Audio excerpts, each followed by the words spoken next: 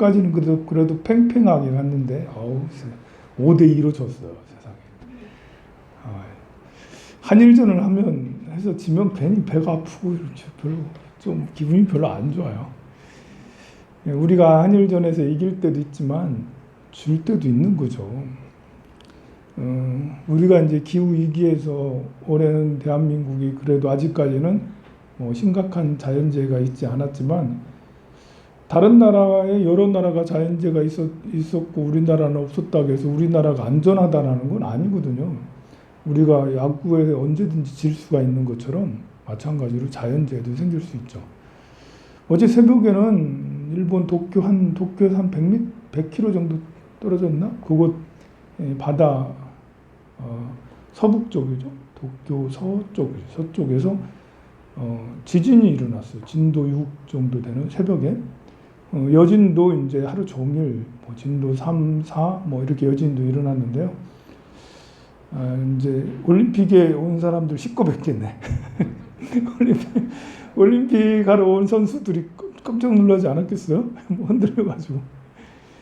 우리도 이렇게 전에 경주 거기에 막 할 때 여기 얼마나 놀랬습니까, 우리. 지진이라는 거는 정말 우리니까 지진이 없던 나라에서 온 사람들은 심한 공포에 시달릴 수도 있었을 거예요. 그러니까 일본은 이런 곳이구나 라고. 얼마 전에 일본에 태풍 한 번 지나갔잖아요. 다시 또 지금 태풍이 올라오고 있어요. 태풍 9호 태풍, 10호 태풍. 9호는 일어난 것 같고 10호가 일어날 것 같기도 하고. 이제 이렇게 여름쯤 되면 태평양 필리핀 옆에 있는 그쪽 태평양 지역에 열대 요란이 자주 발생이 돼요. 그럼 열대 바닷가 수온이 올라가면 그쪽이 항상 그 구름이나 이런 것도 요란이 잘 발생하더라고요. 기후 변화가 좀 심한가 봐. 그래서 거기에 소용돌이가 만들어지고 태풍이 그쪽에서 제일 많이 만들어져요. 근데 이번 9호 태풍은 이제 대만 이쪽 대만하고 홍콩 사이 이쪽에서 이번에 만들어지더라고요. 그러니까 이제 수온이 상승하니까 우정 위쪽에서도 태풍이 만들어지는 것 같은데요. 거기서부터 출발해서 일본 열도를 쭉 훑고 지나간다 하더라고. 기후 예상 센터에 따라서 유럽이나 미국 각 센터에 따라서 좀씩 다르긴 한데 일본 센터나 우리나라 센터나 일기예보를 내놓을 때 태풍의 진로는 워낙 가변적이라서 그게 대한해협 쪽으로 갈 수도 있다라고 그렇게 발표하는 데도 있고 일본 열도를 그냥 한번 훑고 쫙 그대로 따라갈 거다 그렇게 하는 데가 더 많을 것 같아요.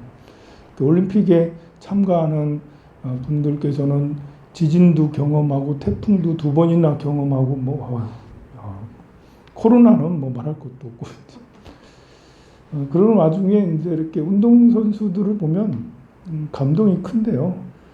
우리나라가 이제 체조 이런 분야도 이렇게 다이빙까지 체조, 다이빙, 육상, 높이뛰기 이런 것도 100m 수영 이런 것도 이렇게 우리나라가 점점 강대국이 되거나 스포츠도 이렇게 선진국에서 이렇게 메달이 많고 농업도 그랬잖아요. 농업도 선진국에서 하는 거라고. 그 선수들 하는 거 보면 정말 그렇습니다. 필리핀에서 역도 선수 금메달이 나왔어요. 야, 이건 정말 기적이라 할 수 있어요. 필리핀 선수 생활하기 참 어려운 것인데 역도 연습을 어떻게 하겠어요? 바위 가지고 하지 않았겠어요? 역도기 잘 지원이 잘 안 될 텐데 거기서 금메달 나온 거 보면 그 사람 얼마나 험난하게 연습을 했지 않았나 좀 안타깝기도 하고 그래요.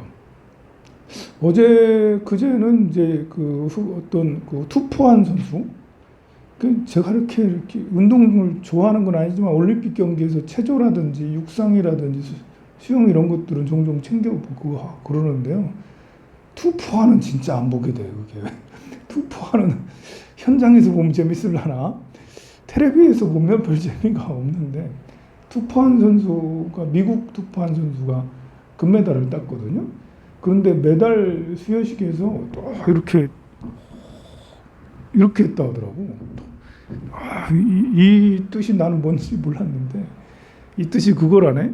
억압받은 사람들을 대표하는 행동, 정치적 행동인 거죠. 사상적 행동. 억압받은 사람들에 대한 이런 그런 걸 표현하는, 억압에서 벗어나고자 하는 이런 것이, 억압 피해를 많이 받잖아요. 사실 억압받는 거는 뭐 인종 간에, 또 빈부 간에, 또 정치, 종교 간에 이런 억압이 많잖아요. 그 흑인 선수가 장난 삼아서 한 것도 아니에요. 또 이렇게 이제 메달 딱 받으면서 얼굴이 딱 굳은 얼굴, 뭔가 의미심장하게 딱 그렇게 한동안 딱 이렇게 하고 있었어요, 보면. 그런데 이제 올림픽위원회에서는 그 정치적 행동을 되게 제재를 합니다. 이렇게 운동 경기 중에서도 뭐 이번에 일본하고 우리나라 문제만 해도 그렇잖아요. 독도 가지고 뭐 하고 뭐 몇 가지 있었는데 올림픽위원회에서 그런 거 하지 말라 이제 이렇게 한 데서, 경기 중에도 정치적 언행을 하면 제재가 있어요. 심하면 올림픽 그 메달까지 박탈되는데요. 이 시상식에서는 진짜 하지 말아야 될 것이 정치적 행동인데, 이 보상 아직 결정은 안 난 것 같은데, 그래서 인터뷰를 했대. 그 흑인 보살님한테 이거 메달 박탈 당할 수도 있다 했더니 떳떳하게 괜찮다. 메달 박탈 당해도 괜찮다. 자기는 할 일을 했을 뿐이다라고 그렇게 얘기를 했대요. 뭐 백인이 이랬다면 이제 저 그러지 이러는데, 흑인 억압이 얼마나 많습니까? 특히 전 트럼프 대통령 때는 더 심했잖아요. 아마 그런 것 때문에 그렇나? 어쨌든 체육 선수가, 스포츠 선수가 어떤 철학을 하는, 자기 나름대로 더 이런 것도 있는 운동 선수 있습니다. 그것도 투포한 선수가, 그 보살님인지 거사님인지 잘 모르겠네. 그리고 이제 이렇게 이번에 올림픽 중에 망명 요청도 있었죠. 벨라루스 체육 선수, 육상 선수인데요. 100m, 200m 달리기 선수예요. 벨라루스에서 제일 잘 뛰니까 이제 올림픽 국가대표 했겠죠. 그런데 갑자기 이제 코치단에서 1600개주에 이렇게 나가서 선수 뛰어라라고 그렇게 했대요. 본인은 100m, 200m만 열심히 준비했는데 갑자기 며칠 있다 1600m 있는데 좀 하지? 그럼 이제 준비가 안 된 상황에서 어리둥절 하잖아요? 당연한 거 아니겠어요? 그래가지고 불만을 SNS에 다 올렸대. 그랬더니 벨라루스 본국에서 송환 명령이 떨어졌어요. 아직 200m도 아직 안 뛰었는데 송환 돌아와라 이러면서. 벨라루스가 어떤 나라인지 알면 여러분들도 세상에 유럽에 저런 나라도 있구나. 유럽은 다 잘 사는 줄 알았는데 아니구나. 유럽 중에서도 이렇게 독재가 있는 나라가 있어요. 벨라루스는 대통령이 1994년에 당선돼서 지금까지 대통령을 하고 있어요. 심지어 이렇게 이 대통령이 결혼을 2번 했는데요. 아들이 몇 명 있는가 봐요. 그 정권을, 자기 독재 정권을 아들에게 넘기려고까지 하는 모양이에요. 아들이 40대 아들이 있고 17살 아들이 있대. 그런데 얘 둘째 17살 아들을 더 좋아하는 거예요. 그 17살 아들한테 물려주려고 하니까 너무 어리잖아. 그래가지고 이렇게 들리는 말로는 40대 그 아들에게 정권을 이렇게 넘기고 그 다음에 또 17살 좀 크면 그 아들에게 또 넘기고 이렇게 할 계획을 가지고 있대. 그래도 벨라루스가 어디에 있냐면 동쪽으로는 러시아, 서쪽으로는 독일하고 접경되어 있고요. 아래로는 우크라이나하고 접경되어 있어요. 우크라이나가 참 이렇게 발음이 안 돼요. 우크라이나 위에 있는 나라예요. 예, 우리나라보다 조금 넓은 것 같고요. 인구는 한 1,000만 명 정도 되는데 벌써 30년째 독재를 하고 있으니 나라 경제 상황이 안 좋을 수밖에 없죠. 그래서 GDP도 한 6천 달러 정도밖에 안 돼요. 우리나라가 3만 달러가 넘으니까 그 1인당 국민소득이 우리나라보다 5분의 1 수준이면 말 다 했지 뭐. 그러면 굉장히 어려운 나라예요. 이 대통령은 독재 투표를 하면 개표율이 뭐 70%, 80%가 이렇게 자기 표가 그렇게 많아. 그런데 사람들은 아무도 그 사람을 찍은 사람이 없어. 그 여러분들 주변에 대통령 누구 찍었냐? 이러면 다른 사람 그 지금 현재 대통령을 찍은 사람이 별로 없어요. 근데 개표를 하면 80%, 85%. 그런데 헌법을 바꿔가면서 계속해서 대통령을 했는데 국민들이 한 번씩 폭동을 일으킬 때마다 러시아에 가가지고 러시아에 가면 이제 든든한 후원자가 있어요. 푸틴 대통령이 뒤에서 이렇게 봐줍니다. 이제. 러시아의 KGB가 와가지고 나한테 뭐라고 하지 않겠지? 갑자기 신변의 위협이 그래 이제 지난번에는 어떤 일이 한 달 보름 전에 이런 일이 있었어요. 그 벨라루스의 인기 유튜버가 있는데 이 유튜버가 이제 비행기를 타고 그리스로 가는데 그것도 아일랜드 항공사예요. 비행기 타고 가는데 갑자기 벨라루스가 이제 지역이 이쪽에 있다 보니까 그쪽으로 벨라루스 영공으로 많이 이제 가게 돼요. 쭉 지나가는데 갑자기 전투기들이 나타나가지고 삐보 해가지고 내리시오 해가 착륙시켰어요. 벨라루스 공항으로. 비행기가 공중에 있는데 자국 항공사도 아니고 자국 항공사라도 그렇지. 대한항공에 비행기가 가는데 우리나라 이게 공군 전투기가 와서 옆에서 와가지고 금방이라도 쏠 듯이 하면서 이렇게 겁을 주어서 내리게 착륙을 시키는 건 말이 안 되잖아요.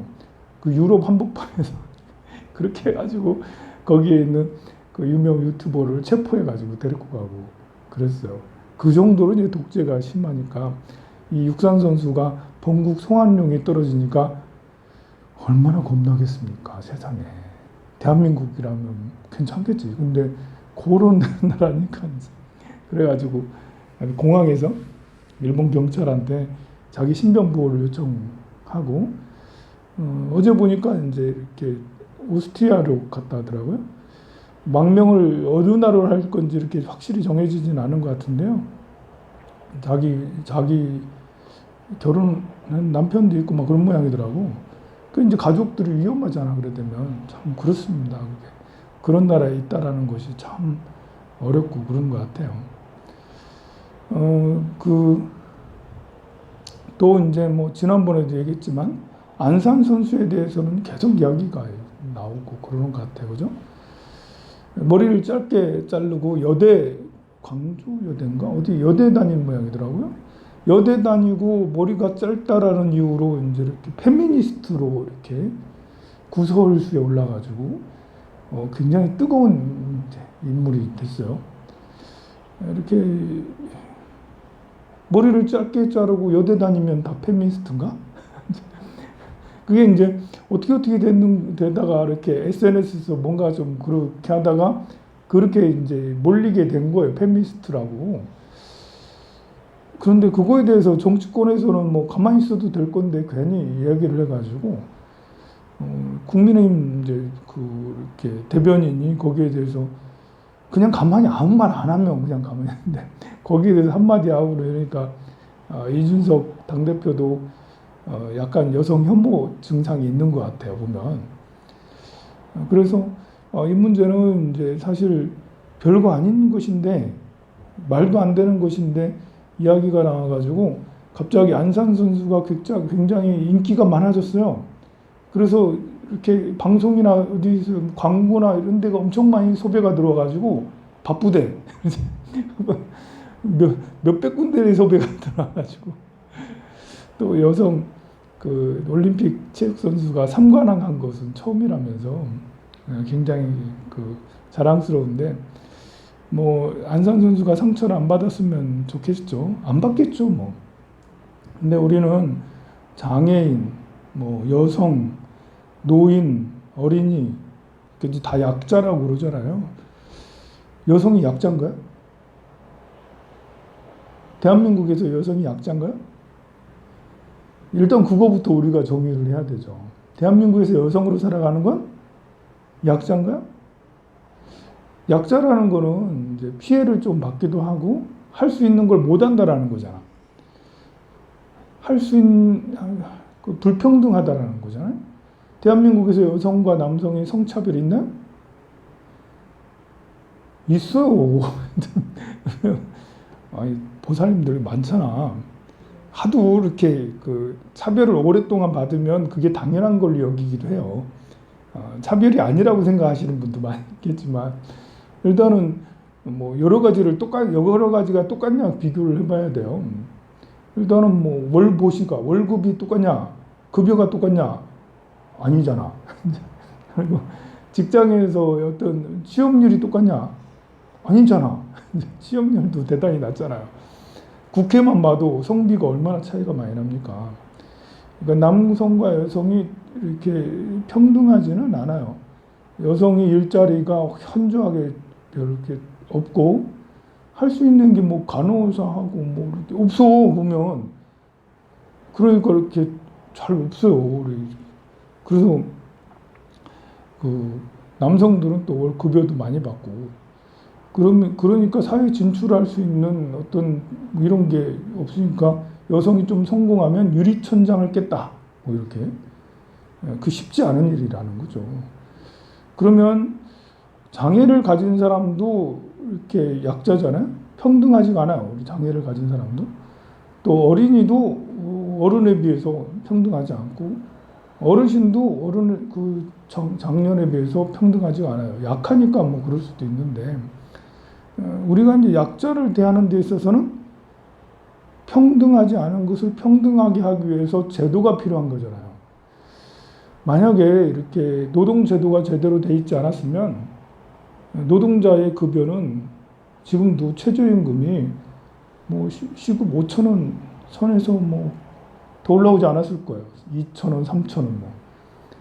아니 노동자들을 위한 법을 만들어 놓고 그 법을 이렇게 강제로라도 이렇게 사업자, 고용주가 이렇게 지킬 수 있도록 하니까 그래 노동자가 이렇게 그래도 급여가 이만큼 최저임금이라도 막 올라가고 현대자동차 노조가 있었으니까 이렇게 노조가 있으니까 옛날에 80년대 얼마나 적게 받았어요. 지금은 그래도 넉넉하게 받는 그것은 약자를 위한 제도가 있었기 때문에 그런 거예요. 노인들에게 이렇게 수당처럼 20만 원, 30만 원씩 드리잖아요. 그거 줄 때만 해도 제일 반대한 게 노인들이었어요. 제일 반대한 게 경상도 지역의 어르신들이 제일 많이 반대했어요. 모든 노인들에게 다 주는 거. 근데 지금 제일 좋아하는 분이 누구겠어요? 어르신분들이. 이게 보면 약자를 위한 정책이 때로는 약자들이 반대하는 경우가 정말 많아요. 그 서민들을 위한 정책이 법적으로 보장이 되면 서민들에게 혜택이 많이 돌아가요. 왜냐하면 서민들은 경제생활을 하든 정치생활을 하든 불리할 수밖에 없어요. 자본가들한테 밀리잖아요. 돈으로 밀어대는데 또 권력으로 밀어대는데 당연히 약할 수밖에. 남성과 여성도 마찬가지죠. 여성에 대한 혜택을 주지 않으면 남성들이 다 해버리게 되잖아요. 그러니 억지로라도 몇 대 몇의 성비를 둬서라도 여성을 고용하게 하고 뭐 여성을 어떤 뭘 하게 하고 또 주차장도 여성 먼저 이렇게 주차하도록 이렇게 하고 배려를 이렇게 하는 거거든요. 이것을 더 늘려야지 된다고 나는 생각해요. 왜냐하면 아직도 우리나라는 성차별이 아직도 심하다고 생각하기 때문에 마치 노동자들의 권익을 더 높여야 될 필요가 있는 것처럼 남성과 여성이 최소한 6대 4라도 어느 정도 올라와줘야지 되지 지금처럼 이렇게까지 힘들면 당연히 여성을 위한 정책을 더 많이 펼 수밖에 없죠. 저는 이게 굉장히 합리적이라고 생각하거든요. 그런데 이제 일부 이렇게 역차별을 주장하는 분들이 있어요. 당연히 역차별이 있을 수 있지. 여성 비율을 반드시 어떤 기업에서, 삼성 같은 기업에서 여성을 10% 반드시 고용해라.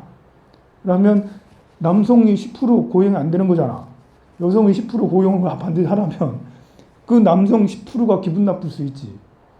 마찬가지로 서민들에게 어떤 노동 정책을, 노동자들에게 권익을 하게 해라. 라면 부자 중에는, 고용주 중에서는 영세 고용주가 있잖아요. 영세 고용주는 월급 주는데 너무 빠듯한 사람은 그 피해가 쉽지가 않잖아요. 그렇지만 어떤 정책에서 이렇게 강자 중에 일부가 피해받는 건 어쩔 수 없다. 그래서 역차별이라고 주장할 수는 있지만 정책을 이렇게 운용하는 사람 입장에서는 그 사람들을 가서 개인적으로 위로해 주는 거는 할 수 있죠. 당연히. 역차별 받는 사람이 있죠.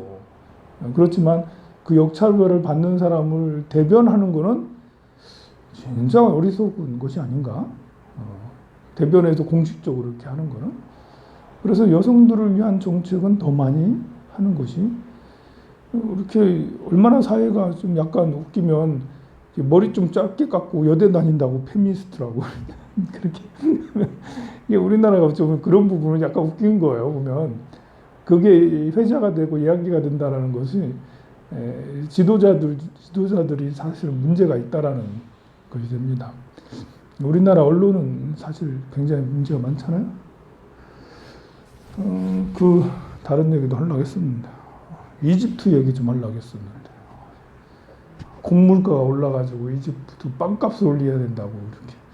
이 빵 한 덩어리에 3원 50전이면 얼마나 싸요, 그죠? 4원도 안 돼, 빵 한 조각이. 그런데도 그거 올리려고 하니까 폭동이 일어나려고. 곡물가가 오를 수밖에 없죠. 왜냐하면 많이 올랐으니까. 그 얘기는 시간 되면 다시 또 하도록 하겠습니다. 정분하세요.